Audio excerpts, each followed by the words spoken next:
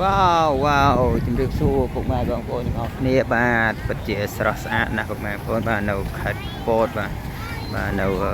មាត់ប្រៃកំពតបាទនៅពេលរាត្រីបាទពុកម៉ែបងប្អូនបាទទេសភាពស្អាតណាស់មានភ្លើងពណ៌ចម្រុះមានបងប្អូនបាទភ្ញៀវទេសចរមកលេងកម្សាន្តភ្លើងពណ៌ចម្រុះស្រស់ស្អាតមែនតើបងប្អូនបាទស្អាតណាស់បាទអូហូពិតជាស្រស់ស្អាតមែនពុកម៉ែបងប្អូនបាទនេះស្រស់ស្អាតមែនតើបាទអូហូបាទភ្ញៀវទេសចរទាំងអស់បាទដែលបានមកកម្សាន្តនៅទីនេះបាទគឺមកដល់ភ្លាមពិតជាទទួលបានអារម្មណ៍ស្រស់ស្រាយពិតមែនពុកម៉ែបងប្អូនបាទ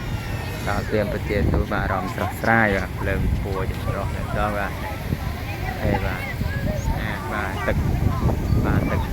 ហូរបាញ់ពីមាត់ត្រីសេះពុកម៉ែបងប្អូនបាទនេះអូនេះបាញ់បាទតែត្រីសេះនេះបាញ់ទឹកអត់ឈប់ទេពុកម៉ែបងប្អូនបាទបើសិនជាពុកម៉ែបងប្អូនបាទមានចំណាប់អារម្មណ៍បាទចង់ទទួលបានអារម្មណ៍ស្រស់ស្រាយអាចមក